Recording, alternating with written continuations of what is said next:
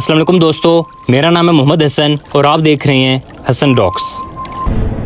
Cerelac baby food बनाने वाली दुनिया की सबसे बड़ी मल्टीनेशनल कंपनी नेस्ले पर आरोप लगा है कि वो भारत में घर घर में बिकने वाले सेरेलैक बेबी फूड में जरूरत से ज्यादा चीनी मिलाकर बेच रही है। लेकिन यूरोप के देशों में यही कंपनी जब सेरेलैक बेचती है तो उसमें चीनी बिल्कुल नहीं होती। ये तो फायदे की बजाय उल्टा नुकसान कर रहा है। World's biggest food company, Nestle. The Nestle company.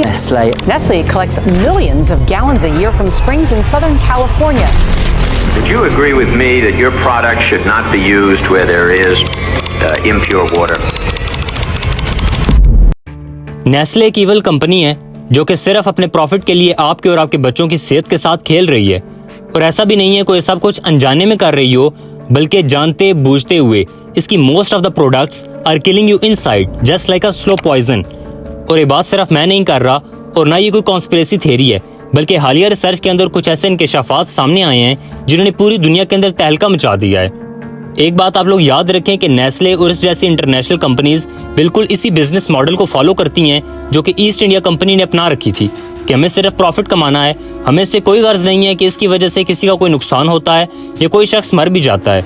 लोगों में अगर हमारी प्रोडक्ट की डिमांड नहीं है तो हमें इस डिमांड को क्रिएट करना है मार्केटिंग और एडवर्टाइजमेंट से, और इस डिमांड को क्रिएट करने के बाद अपनी इस प्रोडक्ट को बेचकर खूब सारा पैसा कमाना है। हालिया रिसर्च में बात सामने आई है कि कंपनी बच्चों के मिल्क फार्मूला, जिससे हम अपनी जुबान के अंदर बच्चों का दूध कहते हैं, हालांकि वो दूध नहीं है बल्कि केमिकल फार्मूला है, और सीरियल्स में यानी सीरियलैक्स में इन प्रोडक्ट्स की बनावट के अंदर जो फार्मूला यूज होता है वो डेवलप्ड और डेवलपिंग मुल्कों के बच्चों के फर्क के साथ रखा जाता है। यानी अगर यूरोप अमेरिका के बच्चों के लिए ये कंपनी सेम वही चीज बना रही है तो इसका फार्मूला डिफरेंट होगा, जबकि डेवलपिंग मुल्कों के अंदर मिसाल के तौर पर इंडिया, पाकिस्तान, बांग्लादेश और थाईलैंड वगैरह के अंदर ये फार्मूला बिल्कुल अलग होगा, हालांकि प्रोडक्ट बिल्कुल सेम है। वैसे तो ये सेम काम बड़ी बड़ी तमाम कंपनीज की ब्रांड्स ही करती हैं, मिसाल के तौर पर shampoo, beauty products, chocolates, candies, tips और पानी तक आपको सेम कंपनी और प्रोडक्ट का इम्पोर्टेड हमेशा अच्छी क्वालिटी का ही मिलेगा। लेकिन अब यहाँ पर सवाल ये पैदा होता है कि कंपनीज आखिर ऐसा करती क्यों हैं? जवाब है प्रॉफिट के लिए। इस सवाल का जवाब तो हम जरा वीडियो में आगे जाकर समझेंगे, लेकिन आप जरा इस बात पर गौर करें कि बच्चों के फार्मूला मिल्क और सीरियल तक ये बात पहुंच चुकी है, तो अब ये मामला इंतहाई खतरनाक है। छोटे बच्चे जो कि भी फार्मूला मिल्क और सीरियल फीड पर हैं, इनके लिए एडेड शुगर 2 साल से पहले इंतहाई खतरनाक है।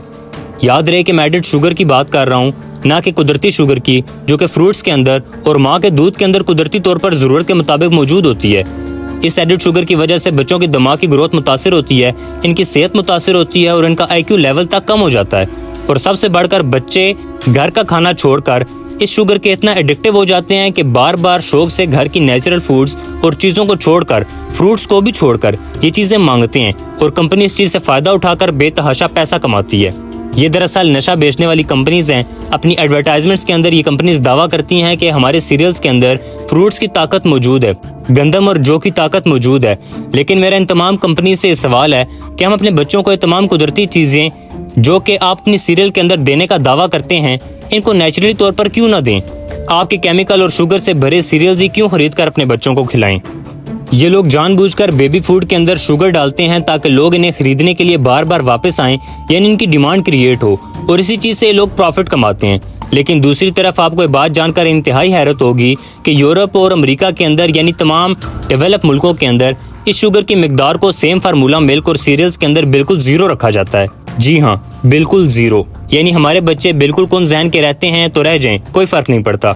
हमारे बच्चों के ब्रेन डेवलपमेंट के मराहल के अंदर ही इस काबिल ना हो पाएं कि फ्यूचर के अंदर कोई साइंटिस्ट, कोई रिसर्चर या ज़हीन लोग पैदा हो सकें।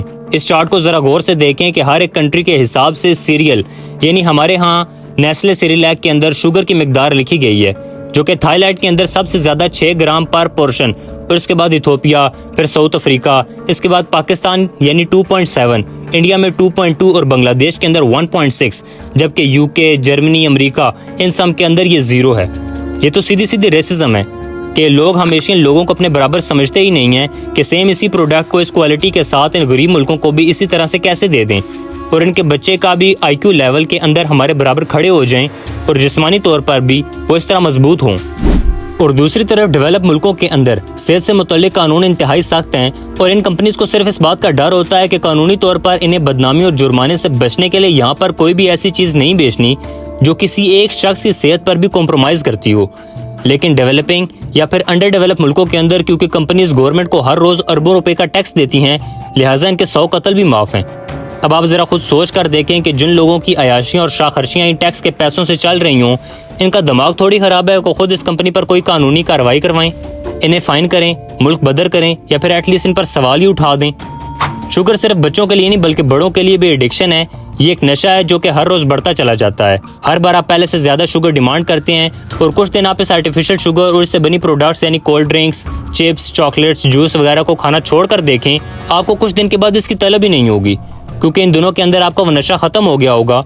यानी आर्टिफिशियल शुगर आज दुनिया के अंदर सबसे ज़्यादा डायबिटीज़ की वजह भी बनी हुई है।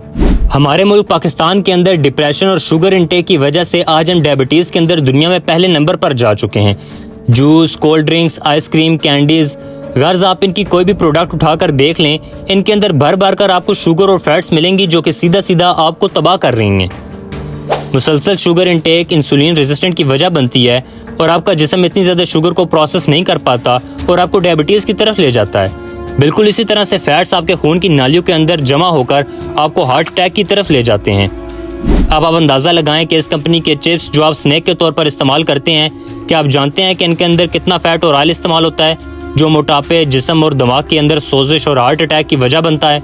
इस 235 ग्राम के चिप्स के अंदर 6 चम्मच ऑयल और 84 ग्राम फैट्स होती है जो कि इतनी बनती हैं। कभी आप इस कंपनी की प्रोडक्ट्स की बैग पर मौजूद इंग्रेडिएंट्स को पढ़कर देखें कि इनके अंदर कितना ज़्यादा भर भर कर शुगर और फैट्स मौजूद होती हैं, आपका दिमाग ठिकाने आ जाएगा। नेस्ले और जैसी बड़ी बड़ी कंपनीज आसानी से गवर्नमेंट लेवल पर पीने के साफ पानी पर कब्जा करके इसे फ्री में हासिल करके और पैक करके मार्केट्स के अंदर पैसों के साथ बेचती हैं और अपनी एडवर्टाइजमेंट्स के अंदर लोगों को ये बताती हैं कि हमारे साल इतने % पीने का पानी बचाते हैं। लेकिन सच तो यह है कि आज भी पाकिस्तान की मेजॉरिटी इलाकों के अंदर पीने का साफ पानी तक मौजूद नहीं है। अगर मुफ्त के अंदर नेस्ले इस पानी को पैक करके पूरे पाकिस्तान में बेच सकती है तो ये काम हमारी गवर्नमेंट क्यों नहीं कर सकती? इन लोगों के लिए साफ पानी का इंतजाम क्यों नहीं करती?